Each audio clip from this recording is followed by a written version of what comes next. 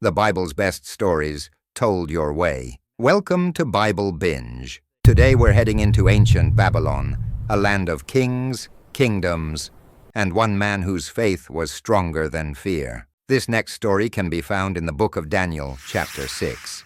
This is the story of Daniel in the lion's den. Before there were lions, before there was a den, there was Daniel. Daniel was taken from his home in Jerusalem when Babylon conquered his people. He was just a teenager when King Nebuchadnezzar brought him and other smart young men to serve in the royal court. From the start, Daniel stood out. He was wise, calm, and faithful to God. When everyone else bowed to idols or followed Babylon's customs, Daniel stayed true. He refused to eat food that went against God's laws, and even then God blessed him with more strength and wisdom than anyone else. Over time, Daniel served under several kings, from Nebuchadnezzar to Belshazzar, and now Darius. He kept getting promoted because he was honest, humble, and incredibly good at his job. He interpreted dreams, gave wise advice, and never compromised his faith. By the time of King Darius, Daniel was an older man, respected, powerful, and faithful as ever. But with great favor comes great jealousy. King Darius liked Daniel so much that he planned to make him second in command over the entire empire. That's when the trouble started. The other officials were furious. They said, "This old man's stealing all the king's attention. We need to bring him down." They searched for dirt, corruption, bribery, anything. But Daniel was spotless. He didn't cut corners, didn't take bribes, and didn't gossip at work. So they came up with a sneaky plan.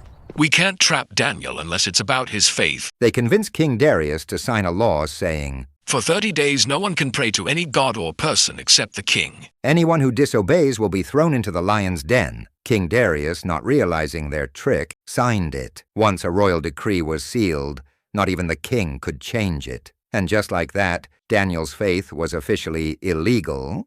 What did Daniel do? He went home, opened his window toward Jerusalem, and prayed just like he always had. 3 times a day, Daniel knelt down and thanked God. He didn't hide. He didn't panic. He didn't even close the curtains. The jealous officials, of course, were spying on him like sneaky paparazzi. The moment he prayed, they sprinted to the king, shouting, "Your Majesty, Daniel broke your law. He's praying to his God." King Darius was devastated. He liked Daniel and realized he'd been fooled, but his hands were tied. The law couldn't be undone. With a heavy heart, the king ordered Daniel to be thrown into the lion's den. Before Daniel was taken away, Darius whispered, "May your God, whom you serve so faithfully, rescue you." The soldiers rolled a huge stone over the entrance. Inside, the lions growled and paced. Daniel stood alone in the darkness, but he wasn't afraid, because that night God sent an angel, and the angel shut the lions' mouths. The beasts who should have torn Daniel apart curled up beside him like oversized house cats. Daniel spent the night unharmed, probably sitting there petting one and saying, "You're a good boy. Just don't yawn near me." Meanwhile, King Darius couldn't sleep a wink. He fasted all night, worrying about his friend.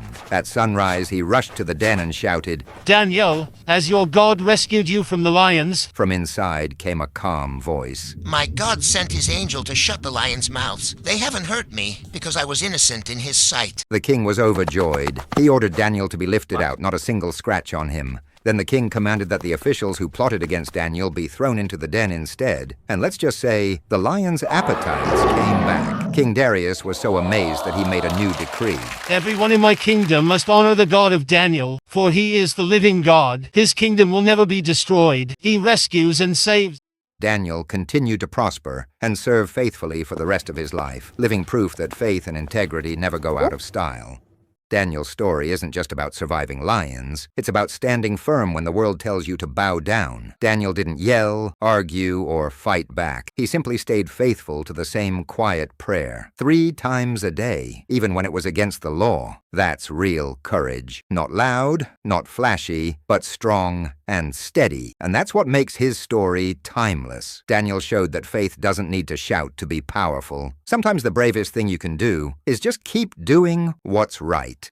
When everyone else followed the crowd, Daniel followed God, and that's what saved him. Not luck, not politics, not power, but faith. We all face our own lions' dens. Maybe yours isn't filled with real lions. Maybe it's pressure, fear, stress, or people waiting for you to mess up. But the truth is, God hasn't changed. The same God who shut the lions' mouths for Daniel can still silence the fears that roar around you. So when life feels dangerous, when standing for what's right costs you something, remember Daniel, because when you stand with God, you're never standing alone. The Bible's best stories, told your way, that was Daniel in the lion's den.